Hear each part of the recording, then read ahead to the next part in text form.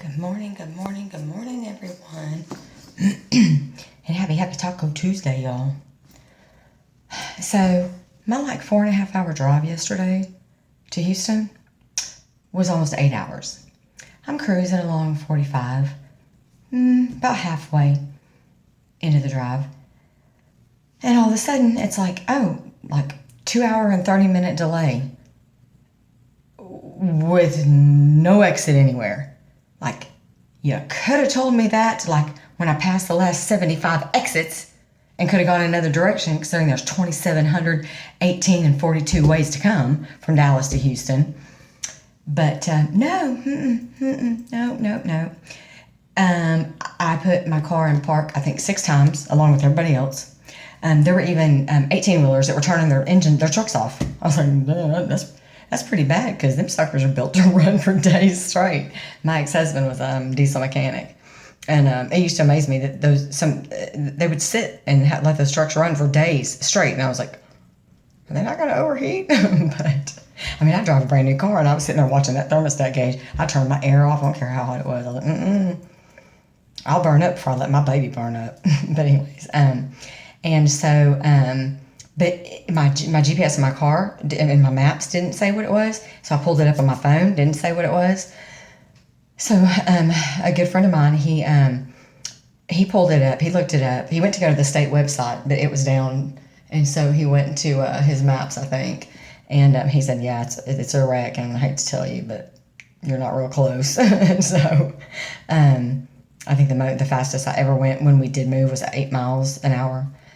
But when I finally got up to it about 2.5 hours later, well, it was 2 o'clock, around there, when traffic just stopped, and it was 4:30 when I passed the wreck, which it was a wreck, and came out of it. So I'm sorry for the glare, but it was bad, y'all. In fact, it looks like it was a fatality. I think it was a car at one point, or maybe a small SUV. I couldn't tell. I could tell it was silver, and it had wheels. That was it. You couldn't even distinguish what kind of vehicle it was. Those little bitty smart cars? Okay, let's put it this way. Those are bigger than whatever was left of whatever it was. And they already had it up on a flatbed trailer. And it was just, it fit on this bathroom cabinet, seriously. And then also there was a truck with a trailer hitch, on the side of the road in front of the tow truck with the smashed car, I think, on it. But there was no trailer. And so I noticed all this rubble. Just a mound of rubble. I bet the biggest piece of debris I saw was this, And then I noticed that there was a door laying on top of this pile of rubble. And I thought, I know what that is. That's a trailer door, like a travel trailer, like my mom's, which hers is 21 feet. And it was a door that looked just like that. And it was weird because everything else was just, looked like a bomb had gone off. Like I said, my makeup bag is probably about as big as the biggest piece that there was.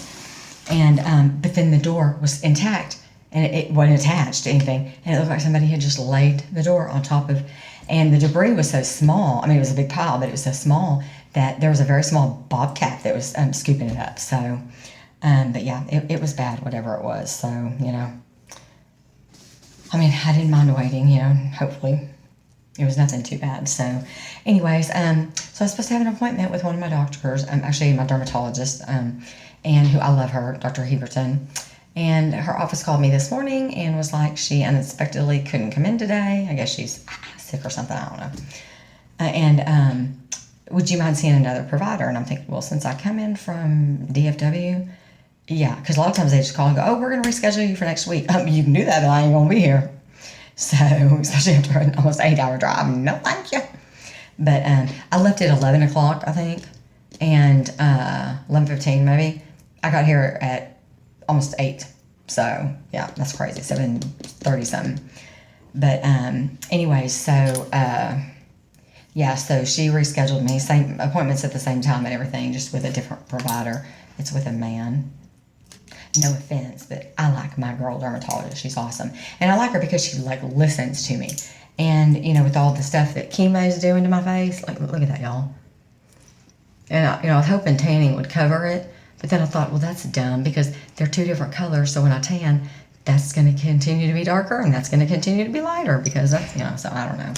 But we'll see. We'll see how he does. And hopefully he's nice. And if not, I'm going to box him in his face. Said, listen up, pony boy. Just kidding. But anyway, so yeah, so I'm getting ready to go do that. It'll smell good. Some Ariana Grande Cloud. I have the actual perfume at home. It smells really good and it lasts for hours. But yeah, Dolce & Gabbana Light Blue is my favorite. I wear that more than anything. So, but anyways, yeah. So, sorry I didn't do a video last night. I was just pooped, tired. So, and then after my appointments, I'm going to go tan, because yes, I tan here in Houston. And then I think I may go to the pool in the hot tub. So, it's indoor, because I think it's raining outside today. But anyways, so I may do that. And I am so sorry for the glare, y'all. And I meant to bring, I have pink glasses that have like roses. And these are pink too, but all on them. Aren't they cute though? I can't see crap. And I grabbed the wrong one, so oh well. What are you gonna do? But anyways, yeah. So I hope that y'all had a wonderful, magnificent Monday. Like I said, I had a great Sunday. It's my birthday and my cancer-versary. I always forget that word, which is weird. Oh, and also, and this is kind of a brain cancer, I guess, brain tumor thing. I know a lot of different cancers do it, but for whatever reason, the people in the brain world really do it. Maybe because our brains are jacked up. I don't know. Mine was jacked up before I ever had brain cancer. I can tell you that much. My elevator did not ever go to the top. I have always been missing some marbles, and the right crayons have always been out of my box. But I'm good with that. It's okay. But they really like, I don't want to say heart, but acknowledge, your cancerversary, the day you're diagnosed. And of course, mine would just happen to be my birthday. Like, how you ever going to forget that? And it was weird because like the first couple of years after I was diagnosed, I was like, do I celebrate my cancerversary? Do I celebrate my birthday? I don't really want to celebrate either. What do I do? And then I just thought, you can't look at it negative. I mean, is that going to take it away?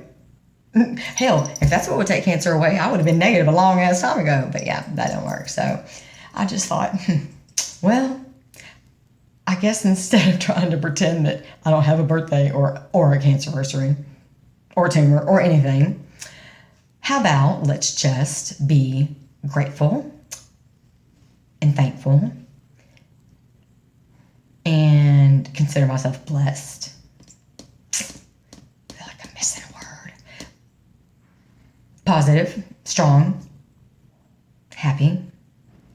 I think I already said thankful. Thankful if I didn't. And just celebrate both. That's double the reasons to party, double the reasons to celebrate, not double the presents. But in fact, I went to go tan because my older daughter Molly and I went to a bridal expo a Sunday at Fair Park in Dallas because she's engaged, and I went to go tan before I went over there. And if I told you this already, I'm sorry. I repeat stuff a million times. I wonder why. But so I went to tan. They all know me. And so I walk in, and Morgan's like, "Hey, Carri, what bed do you want to do?" And I was like, "Oh, I'll do 17 or 18, whatever." And she's like, "Okay, let me just get you in the computer because that's what turns on the beds."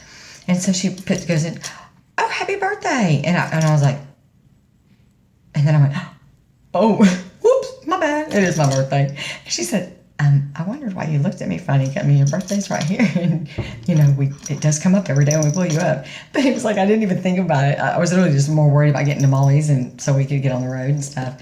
And she said, "Happy birthday!" And I was like, "What the hell?" She said, "What?" Oh, oops. And so I said, "We're not going to tell anybody that happened." So, and then I told her, I said, I don't really want to celebrate it anyway, or make a big deal because it's the big birthday.